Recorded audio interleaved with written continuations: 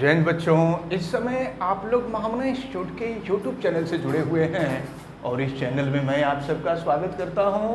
आज हम लोग class 11th physics Hindi medium NCERT book के चैप्टर 6 कार्य ऊर्जा और सामर्थ्य वाले चैप्टर को पढ़ने जा रहे हैं और यहाँ हम लोग सबसे पहले कार्य के बारे में पढ़ने जाएंगे।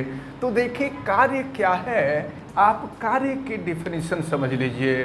देखिए, किसी वस्तु पर बल लगा करके उस वस्तु को बल की दिशा में विस्थापन करने की क्रिया को ही कार्य कहते हैं और कार्य को W से प्रदर्शित किया जाता है। और एक चीज आप समझ लीजिए कि किसी कोई पिंड है और इस पिंड पर F बल लग रहा है और बल F के कारण यह पिंड यस दूरी तक विस्थापित हो रहा है। तो अभी हमने बताया कि किसी वस्तु पर बल लगाकर उस वस्तु को बल की दिशा में विस्थापित करने की क्रिया को ही कार्य कहते हैं और कार्य को W से प्रदर्शित किया जाता है। और कार्य बराबर होता है F डॉट यस, इन दोनों के डॉट प्रोडक्ट के बराबर होता है।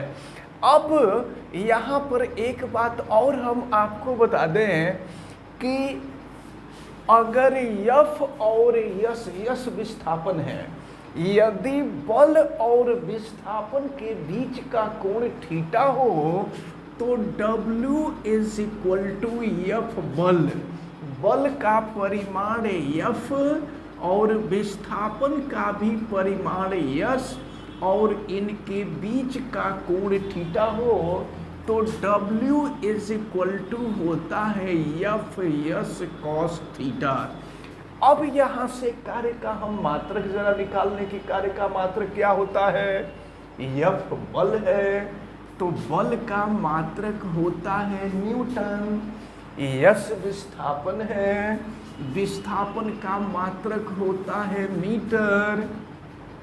तो SI पद्धति में कार्य का मात्रक होता है न्यूटन मीटर। लेकिन आपको हम बता दें कि कार्य की खोज करने वाले वैज्ञानिक का नाम जूल था, इसलिए यह न्यूटन मीटर जो होता है यह जूल के बराबर होता है। तो न्यूटन मीटर कहें या जूल कहें, यह SI पद्धति में मात्रक है। याद रखे रहिएगा, जिस मात्रक में किसी साइंटिस्ट का नाम होगा वह SI पद्धति का मात्रक होगा। अब अगर हम इसको MKS पद्धति में बदलना चाहें इस मात्रक को, तो देखें MKS पद्धति में कैसे बदलेंगे। न्यूटन, और न्यूटन जो होता है किलोग्राम मीटर पर सेकंड स्क्वायर के बराबर होता है। न्यूटन के जगह पे हम लिख देंगे किलोग्राम मीटर पर सेकंड स्क्वायर और यह मीटर ऑलरेडी पहले से ही मौजूद है। तो फिर ये हो जाएगा आपका kilogram metre into metre, metre square हो जाएगा और नीचे हो जाएगा सेकंड स्क्वायर। हम तो अब जो है MKS पद्धति में कार्य का मात्रक किलोग्राम मीटर स्क्वायर पर सेकंड स्क्वायर हुआ, लेकिन इसको हम ऐसे भी लिख सकते हैं किलोग्राम मीटर स्क्वायर और सेकंड स्क्वायर को ऊपर लेके चले जाएंगे, सेकंड टू द पावर -2 हो जाएगा। अब जरा ध्यान पूर्वक देखें तो ये तो MKS पद्धति में मात्रक रहा कार्य का। अब हम यहीं से इसकी विमाएं भी निकाल लेते हैं। तो किलोग्राम द्रव्यमान का मात्रक द्रव्यमान की विमा m, मीटर लंबाई का मात्रक लंबाई की विमा L स्क्वायर है तो स्क्वायर हो जाएगा और सेकंड T है तो T का पावर -2 हो जाएगा। तो इस प्रकार आप देख लें कि कार्य की जो बीमा होगी यह ml स्क्वायर T-2 होगी।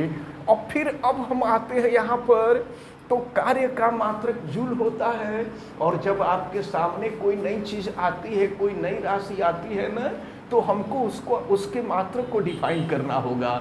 हम लोग जूल को यहाँ से डिफाइन करेंगे और देखें जूल को कैसे डिफाइन करेंगे।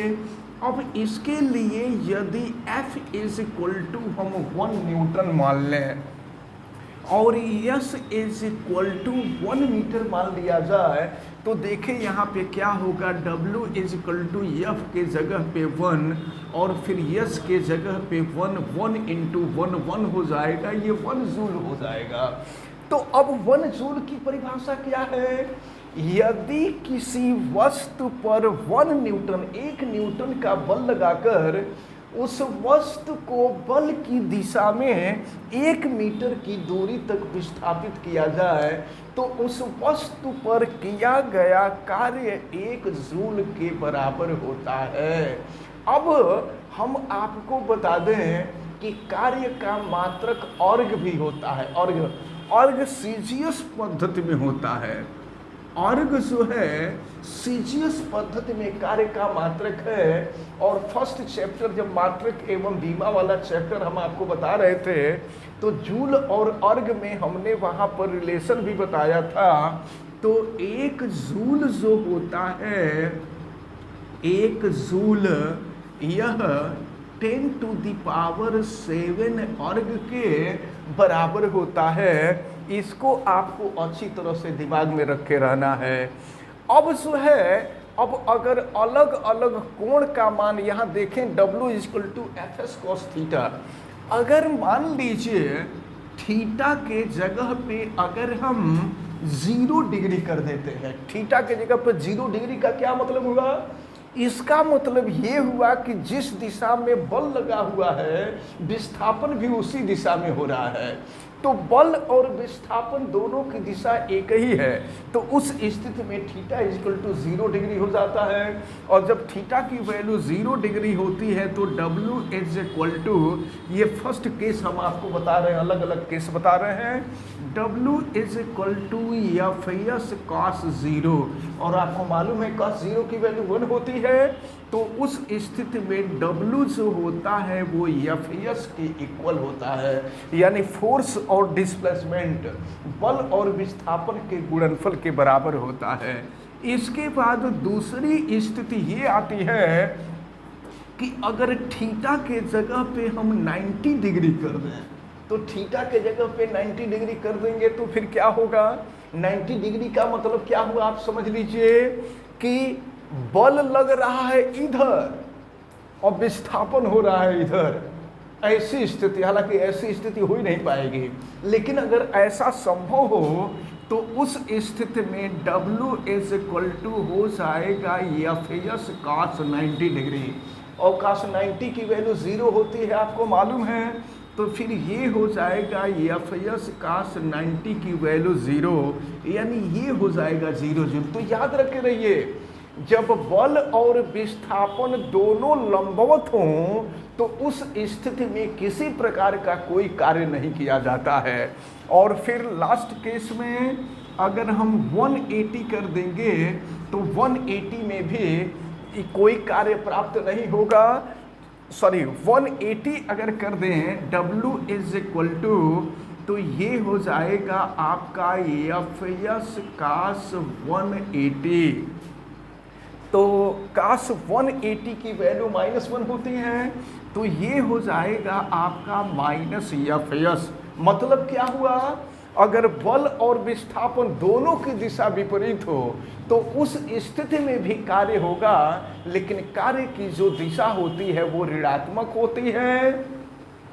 अब हम लोग देखेंगे परिवर्ती बल द्वारा किया गया कार्य या कृत कार्य। तो अब परिवर्ती बल किसको कहते हैं, ऐसा बल जिसका परिमाण सदैव चेंज हो। परिमाण का मतलब आंकिक मान, उसकी वैल्यू सदैव चेंज हो, तो ऐसे बल को हम परिवर्ती बल कहते हैं। अब जरा ध्यान पूर्वक देखें, अगर किसी वस्तु पर अल्पांश समय के लिए बल लगे और इसके वजह से उस वस्तु में विस्थापन dx हो जाए, ये छोटा सा विस्थापन है dx, d जहाँ लग जाता है वो छोटा, d का मतलब डेल्टा, डेल्टा, जैसे डेल्टा लिखा जाता था वैसे ही डी लिख दिया जाता है।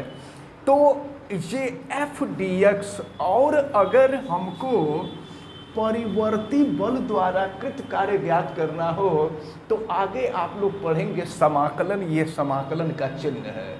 और देखिए, अगर विस्थापन शुरू हो रहा है x1 दूरी से और विस्थापन खत्म हो रहा है x2 दूरी पर, तो परिवर्ती बल द्वारा किए गए कार्य की गणना हम इसी फार्मूले से करते हैं। यानी इसका जब हम समाकलन कर देते हैं x1 से x2 तक, तो हमें परिवर्ती बल द्वारा किए गए कार्य की गणना हो जाती है। अब हम लोग ऊर्जा को पढ़ेंगे। ऊर्जा यानी एनर्जी। तो ऊर्जा क्या है? किसी वस्तु के कार्य करने की क्षमता को ही ऊर्जा कहते हैं, और ऊर्जा को ई से प्रदर्शित किया जाता है, और इसका भी मात्रक जूल होता है। और कार्य भी अदिश राशि है, ऊर्जा भी अदिश राशि है, ये हमें दिमाग में रखना होगा। अब देखें, ऊर्जा के मुख्यतया दो प्रकार होते हैं। एक ऊर्जा होती है स्थितिज ऊर्जा, और दूसरी ऊर्जा जो होती है गतिज ऊर्जा होती है। लेकिन इसके अतिरिक्त भी कुछ अन्य प्रकार की ऊर्जाएं हैं जिनके बारे में भी हम लोगों को पढ़ना होगा। तो चले, स्थितिज ऊर्जा किसे कहते हैं, हम लोग इसको देख लेते हैं। मुख्य रूप से ऊर्जा दो ही प्रकार की होती है, इसके अतिरिक्त जो ऊर्जाएं होती हैं उनको भी हम आपको बता देंगे। तो पहली स्थितिज ऊर्जा और दूसरी गतिज ऊर्जा होती है। स्थितिज ऊर्जा को हम पोटेंशियल एनर्जी कहा करते हैं। तो स्थितिज ऊर्जा क्या है समझिए। वस्तु के किसी विशेष स्थिति के कारण जो ऊर्जा उत्पन्न होती है उसे हम स्थितिज ऊर्जा कहते हैं। जैसे मान लीजिए किसी ऊंचाई से किसी पिंड को हम गिरावें तो उसके अंदर उत्पन्न होने वाली जो ऊर्जा होगी वो स्थितिज ऊर्जा होगी। अगर मान लीजिए कोई स्प्रिंग है, उस स्प्रिंग को पकड़ करके हम खींचें तो खींचने से जो उत्पन्न होने वाली ऊर्जा होगी वो स्थितिज ऊर्जा होगी। तो वस्तु के किसी विशेष स्थिति के कारण उत्पन्न होने वाली ऊर्जा को हम स्थितिज ऊर्जा कहते हैं। अब देखिए, स्थितिज ऊर्जा को हम U से प्रदर्शित करते हैं। तो चूंकि ऊर्जा का मात्रक जूल होता है, इसलिए स्थितिज ऊर्जा का भी मात्रक जूल ही होता है। अब जरा ध्यान पूर्वक देखें, अगर यम द्रव्यमान का कोई पिंड क्षैतिज से, क्षैतिज यानी पृथ्वी से यच ऊंचाई पर स्थित हो और वहां से अगर वो गिरे, तो अब याद रखिए जब पिंड गिरेगा तो वो गुरुत्वीय क्षेत्र के अंतर्गत गिरेगा, और जब वस्तु गुरुत्वीय क्षेत्र के अंतर्गत गिरेगा तो इसके ऊपर गुरुत्वीय त्वरण स्मॉल g काम करेगा। उस स्थिति में स्थितिज ऊर्जा U के लिए फार्मूला हो जाता है mgh। इसको हम गुरुत्वीय स्थितिज ऊर्जा भी कह दिया करते हैं। अब इसके साथ साथ हम आपको ये भी बता दें कि अब स्थितिज ऊर्जा, नॉर्मली स्थितिज ऊर्जा का सूत्र तो यही होता है, लेकिन अगर स्थितिज ऊर्जा को भी देखें तो ये भी कई प्रकार की ऊर्जा होती है। जैसे पहला हमने आपको गुरुत्वीय स्थितिज ऊर्जा बताया।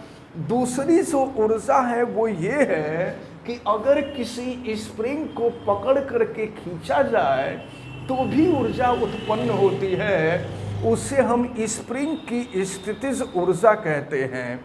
अब देखिए, स्प्रिंग की स्थितिज ऊर्जा हम कैसे निकालते हैं। तो यहाँ पर परिवर्ती बल द्वारा किए गए कार्य का जो सूत्र हमने अप्लाई किया है क्योंकि कार्य करने की क्षमता को ऊर्जा कहते हैं, यानी कार्य और ऊर्जा दोनों एक ही चीज़। अगर कार्य निकाल लें तो ऊर्जा की गणना हो जाएगी। तो अब जरा ध्यान पूर्वक देखें, आगे जब आप प्रत्यास्थता वाला चैप्टर पढ़ेंगे तो वहाँ हुक का नियम पढ़ेंगे। तो उसमें हुक का नियम ये है कि किसी वस्तु पर लगने वाला जो बल होता है, यह बल उस वस्तु के विस्थापन अगर जैसे मान लीजिए कोई स्प्रिंग है और स्प्रिंग के ऊपर हम एफ बल लगाए हैं और एफ बल लगाने से स्प्रिंग या तो विस्थापित हो जाए या उसको दबा दे, दोनों स्थितियां होंगी। जब स्प्रिंग को दबाते हैं तो भी स्थितिज ऊर्जा उत्पन्न होती है, स्प्रिंग को पकड़ के खींचते हैं तो भी स्थितिज ऊर्जा उत्पन्न होती है। तो एफ जो होता है, इस बल को हम प्रत्यानयन बल कहते हैं। तो प्रत्यानयन बल स्प्रिंग में हुए विस्थापन के अनुक्रमानुपाती होता है और यह माइनस चिन्ह यह बतलाता है कि इसकी दिशा, बल की दिशा, प्रत्यानयन बल की दिशा हमेशा विपरीत होती है। अब इसके बाद आपको पता है कि जब अनुक्रमानुपाती चिन्ह हटाएंगे तो कांस्टेंट चिन्ह जुटेगा। यहाँ पर जो कांस्टेंट चिन्ह जुटता है ये माइनस तो रहेगा ही और ये हो जाएगा माइनस के एक्स, जहाँ के को हम स्प्रिंग का बल नियतांक कहा करते हैं। इसको भी आप याद रखे रहिएगा। अब हम देखेंगे कि अगर हम स्प्रिंग को खींच रहे हैं तो उसको खींचने में कितना कार्य करना पड़ेगा, क्योंकि कार्य ही ऊर्जा के बराबर होगा। तो अब देखें किया गया कार्य हम देखें तो इसके लिए हमको समाकलन करना होगा और समाकलन करने के लिए देखें प्रारंभ में स्प्रिंग में कोई विस्थापन नहीं हुआ होगा। हम मान लेते हैं कि प्रारंभिक विस्थापन जो है शून्य है और बाद में अंत में जो विस्थापन हुआ है, प्रारंभ में जब हम स्प्रिंग को पकड़े थे तो कोई विस्थापन नहीं हुआ था, स्प्रिंग को पकड़ के खींच दिए तो स्प्रिंग में यक्ष विस्थापन हो गया। तो इस स्थिति में ये समाकलन का चिन्ह है और समाकलन देखिए अल्पांश कार्य डी डब्ल्यू, डब्ल्यू का मतलब कार्य, और जब उसके साथ डी जोड़ देंगे तो इसका मतलब थोड़ा सा कार्य। तो अब यहाँ से हम स्प्रिंग के द्वारा किया गया कार्य की गणना करेंगे। तो अब देखिए क्या हो जाएगा, W इज इक्वल टू ये इंटीग्रेशन, समाकलन को इंग्लिश में इंटीग्रेशन कहते हैं। तो इंटीग्रेशन 0 to x होगा और कार्य बराबर आपको मालूम है बल गुणे विस्थापन होता है। तो ये F और इंटू यहाँ पर होने वाला जो विस्थापन अगर dx है तो ये W is equal to integration 0 to x f dx हो जाएगा। अब हम यहाँ पर मान रख देते हैं ये 0 to x। अब यहाँ हम f की वैल्यू रख देते हैं तो f की वैल्यू आपने देखा है यह माइनस के एक्स है। तो अब हम यहाँ पर अच्छा एक बात और आप दिमाग में रखे रहिएगा कि ये जो माइनस चिन्ह है, माइनस चिन्ह सिर्फ यह बतलाता है कि बल विपरीत दिशा में कार्य करता है। तो अब f की वैल्यू हम यहाँ चलिए माइनस के साथ ही रखते हैं के एक्स और फिर ये हो जाएगा आपका dx।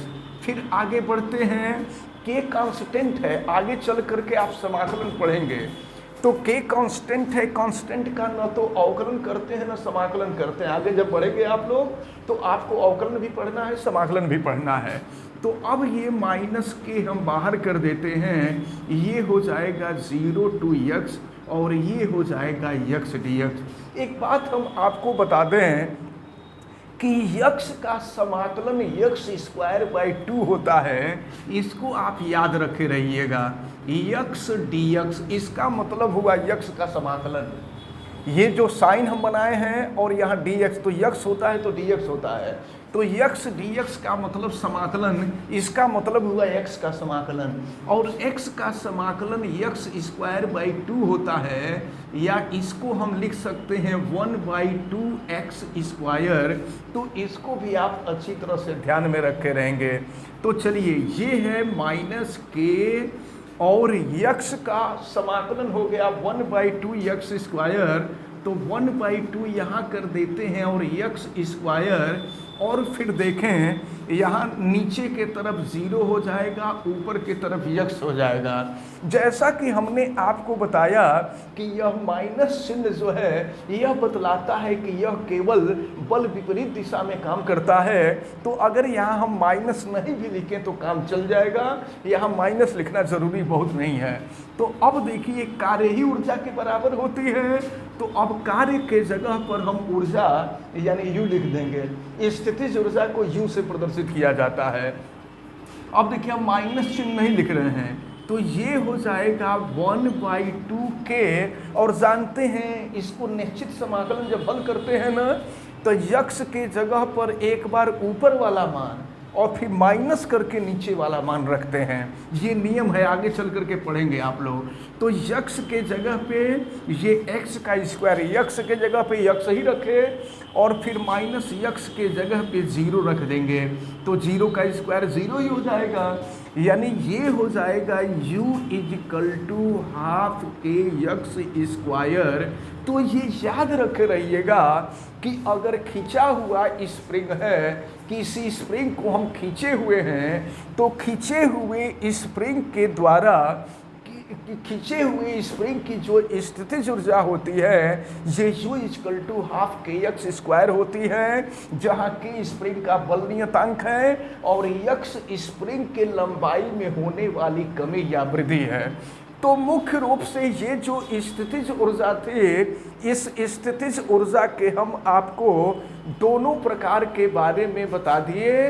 और फिर तो इस प्रकार आज जितनी भी बातें बताई गई, ये सारी बातें आपको, हमें उम्मीद है कि समझ में आई होंगी। आप वीडियो को लाइक ज़रूर कीजिएगा, और अगर आप चैनल पे नए हैं तो चैनल को सब्सक्राइब भी कर लीजिए। आप बेल आइकन को भी प्रेस करें, और अगर किसी प्रकार की कोई दिक्कत समझ में आती है तो आप हमें कमेंट करके ज़रूर बतावें, और वीडियो को मैक्सिमम स्टूडेंट तक शेयर करें। आप सभी लोगों का बहुत बहुत धन्यवाद। जय हिंद।